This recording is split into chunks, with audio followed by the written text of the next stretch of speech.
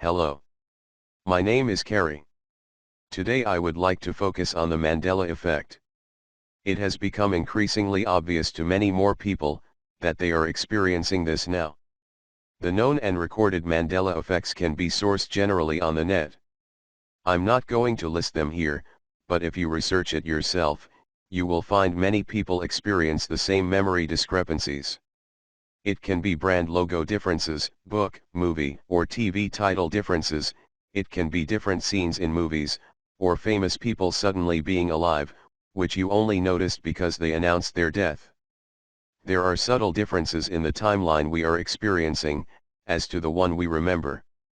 For those old enough to remember why the Mandela Effect is named after Nelson Mandela, you will remember the confusion when Winnie wasn't riding to political power on her dead husband's name anymore.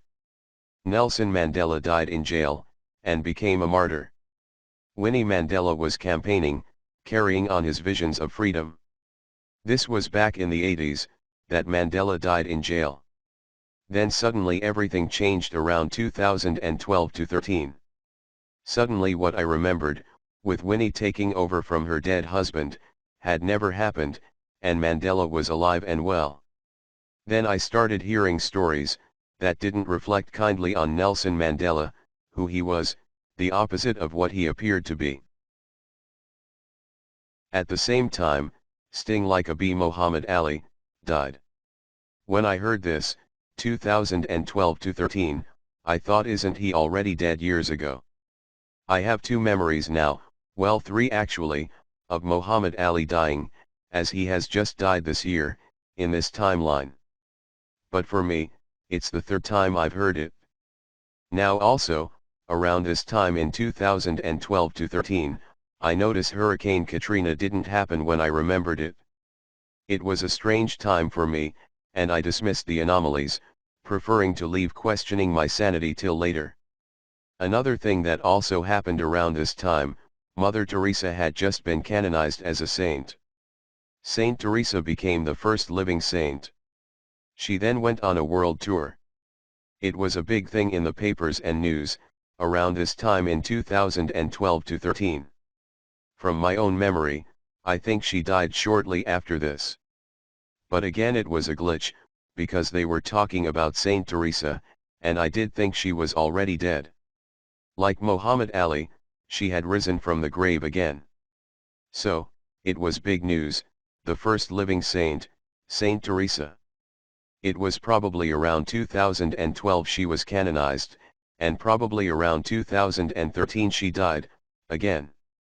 But in this timeline Mother Teresa died in 1997.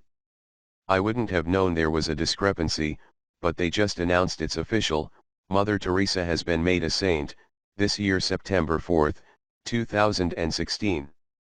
By this time, I know something is going on with the Mandela Effect, and I look up Mother Teresa, and there it shows she died in 1997. Now I'm really confused, first Mandela, Muhammad Ali, Hurricane Katrina, now this. Something is really going on with timelines. One last effect I will share, regards the car that JFK was in, the day he was assassinated. I wasn't born yet, when JFK died. I was born 4 years later. But I remember a lot of confusion when I was a kid, over who was the President of the United States. There was as much talk about the dead JFK, as the actual living president. The main images of JFK's car, the grassy knoll and others, were constantly flashed across TV and newspapers for almost a decade. It was a 4-seater car, with JFK and Jackie in the back, and clearly 2 security personnel in the front, one being the driver. There were 4 people in the car. Now if you look up JFK's assassination, it's a 6-seater car, with 6 people. A few weeks ago, I looked up JFK's assassination, and found it was back to a 4-seater. I wished I had saved the photo, because when I went back several days later, it had reverted to the 6-seater car again and 6 people. It seems that major events are nexus points, that we can see timeline shifts by the subtle differences it created. Simple things, like words spelt differently, Slight variations in titles, different logos, are all little details we notice too. As you acknowledge your experience with the Mandela Effect, you become more aware of other changes, which previously you dismissed. We are shifting timelines, histories haven't changed, timelines have, and in that timeline a slightly different version of things. You are not crazy, and it's now time to allow those things you dismissed, to come back to your conscious awareness. Medically speaking, they can't dismiss the Mandela Effect as group psychosis, or any other imagined thing. These are real memory discrepancies, that occur worldwide, to those who are astute enough to perceive the change. So what is it, this real event, that is happening to people worldwide, on an ever-increasing scale of recognition? It is a natural occurrence in the ascension process, an awakening to the multidimensional aspects of the universe, and perceiving more than just one timeline. We have been taught that our life exists in a constant flow of one timeline. We have been taught many contradictions. Humanity still can't agree on how we were created, where, and why, but each insists theirs is the right version. When you first notice you are on a different timeline, with a slightly different history, you are becoming aware of your multidimensional self, within multiple timelines. Now these timelines are tricky things. Right now we see changes in the history, as we move to a different timeline, and they begin to open us to this understanding, but these timelines are only from our present life perspective. The next part, is understanding past, present and future existing simultaneously, that you are creating now. But that's getting a bit ahead of myself. Past life recognition will become part of your knowing, as will foresight into your future life. Everybody can understand how our memories work, how sometimes even a smell can trigger a memory. You know the life you are living, and in it you create all your memories. Constant advertising, and media frenzies over stories, will imprint on anyone's memory, even if they didn't make a conscious effort to remember it. The Mandela Effect can also get very personal. About 6 months ago I met a friend's husband, for the first time. He insisted differently, and said, "Don't you remember you helped us move?" I had never met him, and I never helped them move. I was in another state, and hadn't talked to her in years. I certainly didn't help them move. Now, if I didn't know about the Mandela Effect, I would argue with this guy he's wrong, and inside think, is this guy tripping or what? But I started to wonder, what was my other self creating in his timeline? I have no idea of what went on, but he does. Your whole history in this timeline starts to become a mystery to you, and you ask, what have I done in this timeline? You soon realize that it doesn't matter, now is all that matters, and what you are creating in this timeline. I separated from my husband around 4 years ago. We don't talk much, but I had to know what he remembered about Hurricane Katrina. Around a month ago I phoned him, and I asked, expecting he would remember things the same as me. He didn't, and he has very distinctly different memories. I was floored, he wasn't the same man I remembered. It was bizarre, talking to a man you lived with for 25 years, and this man is a stranger. The man I married is on another timeline. It's the same person, but it isn't, they have a completely different memory. No one has the definitive answer, nor can its complexities be perceived by the mind. You can't logic this, it has to be felt and observed within your own experience. When you are recognizing these differences, you have opened yourself to higher frequencies, and now you perceive them. You may not be consciously aware of this yet, but these Mandela effects are your wake-up call, to be consciously aware, so you may have higher truth revealed to your conscious mind. With this knowledge, the conscious mind can now make choices, based upon your own higher wisdom. You are your own best teacher, and I can't stress that enough. Listen to yourself, allow yourself to experience your complete inner knowing. This is what I meant when I said, you can't use your mind. This is where you use your heart, and learn to trust in what comes from within you. Your mind requires logic, that is taught to you. This is the filter you see through, when you try to understand something. It is what we are taught, and not necessarily true. Logic is the rational mind trying to comprehend, and some things, the rational mind can't comprehend. The Mandela Effect is one of these. It can't be explained by logic, or what we are taught, and if the mind tries to comprehend it, we think we are crazy. The heart, however, just knows, because it doesn't have that limited filter our mind does. Your heart feels what it wants you to know and understand, and has access to multi-dimensional wisdom. This is again, our lack of trust in our natural instincts and intuitions, that the modern world has deemed invalid. Our heart is our instincts and intuitions, it is our connection between that physical part we know as ourself, and the metaphysical multi-dimensional part. Our heart knows what the head cannot. Your heart understands, what your mind can't logic. If you need to hear your heart, ask a question out loud to yourself, like, why am I feeling this way? Then start to answer yourself, with what first comes into your head, I am feeling this way because. The more you listen to yourself, the more you realize your heart's pretty smart, and it knows lots more than your mind. This ascension process is all about raising frequencies, to exist in a higher dimension. As people, we are clearing negative energies, and raising our own universal energies, to higher levels of understanding and experience. We are in the process of changing our whole paradigm. Not just people are ascending, the earth is ascending into a higher frequency of existence as well.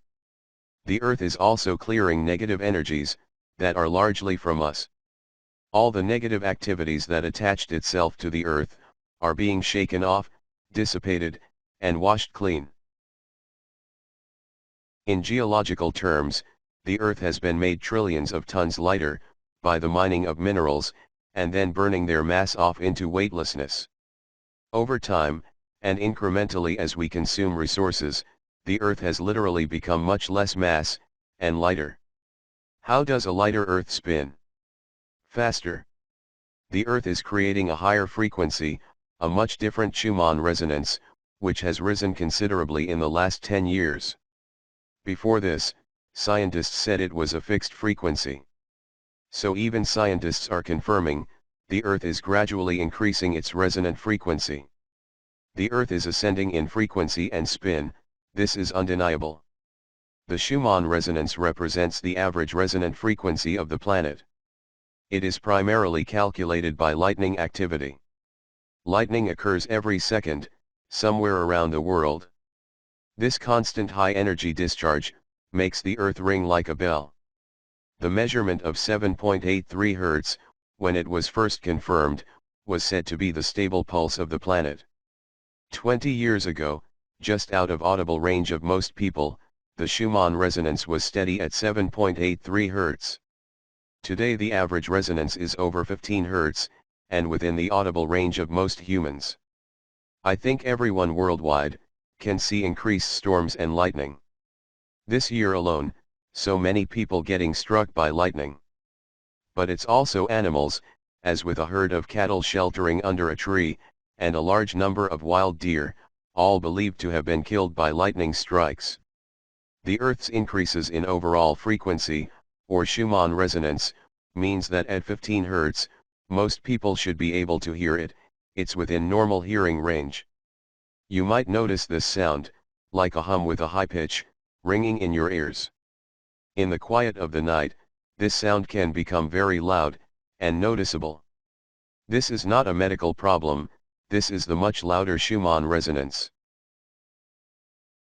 The Earth is also experiencing a fluctuating and weakening magnetic field, indicating pole reversal may be imminent. There is a lot going on with Earth ascending, humans ascending, and if that wasn't enough to deal with, there's more. In a way our solar system is ascending too, as a part of its whole, the Earth ascends within it. This will cascade through many universes, and dimensions. In my belief, Nothing can ascend in this solar system, without the aid of its binary partner, to help shake things loose, so the cycle can start afresh. There is another system bound to ours, and they cycle together, two sides of a binary system. It is coming closer to the Sun, and it is disrupting everything in our solar system. This includes Earth. This close encounter, with our polar opposite system, creates changes in the magnetic field, which in turn creates gravity changes. Within the fluidity of the fluctuating and weakened magnetic field, our own duality, or polarity field is affected. Photonic bombardment is likewise increased, as we move through a large photonic band, covering several decades. Inside our DNA are photons, and these photons are responding to the extra outside cosmic influence. All living matter with DNA is being affected by increased photonic stimulation. Herein lies the reconstruction of our original 12-stranded DNA. As we exist now with a 2-stranded DNA, we are metaphysically recreating the other 10 strands, and this is part of the process, unlocking our multidimensional existence and knowledge. DNA is coded information. Photons have been found to stimulate dormant DNA coding, or shut it down, or even rewrite it. The universe is, right now, awakening our DNA and our true selves with messages and information, triggered by extra photonic stimulation inside our DNA. It would be natural to expect that as our DNA becomes more active and reconstructed, then we are more likely to notice things like changing timelines. Our little solar system, in the Milky Way galaxy, is certainly very busy at the moment. We are the main attraction. What will we do with this opportunity? Many are here to support us, some are not. Part of the ascension process also involves becoming part of a larger community, a galactic community. We are not the only life in the universes, or dimensions. We are a small fraction of what exists. But before we can become part of a galactic community, we must ascend within our own personal vibrations and frequencies. When you look at it, the ascension process is multifaceted, and the Mandela Effect is one of its facets. The way we see time is changing. The way we see ourselves, and our place in the universe, is changing. The Earth is the place of our current existence, and if we want to continue living on an ascending planet, then we must ascend also, lest we can't exist here at all. Don't worry, or fear, this is a natural part of the process. I was going to talk about another recurring dream, but I wanted to present this first, because it's important to understand, we are experiencing a natural event. My dream is more to do with corruptions to the timelines and the natural course of events, by the manipulations of powerful technologies. I will talk about how our timelines are being corrupted in another video. It is far better we see the positive soul evolution before us, that we as individuals, and as group consciousness, can recreate ourselves on this planet, and with the ascending Earth. We can't avert this cosmic cycle, but we can choose how it affects us. If you can perceive the Mandela Effect in your life, then you have subconsciously made a choice to ascend, and your timeline path will be different to those who choose not to. You will not experience a timeline of utter devastation, but one of ascension. Your recognition of changing timelines is your own proof this will be so. Right now, everyone appears to be on the same timeline, but there will come a time when two distinctions will be made in critical energy. Those who choose to ascend, will be on a different timeline, than those choosing not to. Your own experience in the Mandela Effect is proof you can shift timelines. When it becomes a conscious choice, rather than an effect, you can shift timelines at will. This is how you will experience a new beginning of a greater state of being. You will still be on the earth, but in a different timeline, on a higher dimensional plane of existence. I would like to thank everyone, who have shared their own experiences. As we learn from each other, and support each other in our experiences, we become closer, and another facet of ascension. We are not so alone in our experience anymore. In our shared experiences, we are creating higher awareness within ourselves. Thank you for listening. If you liked it, then share it around. If you didn't like it, then share it around anyway, someone you know might get something out of it. Be kind to each other, and yourself. Talk to you soon. Cheers from Carrie.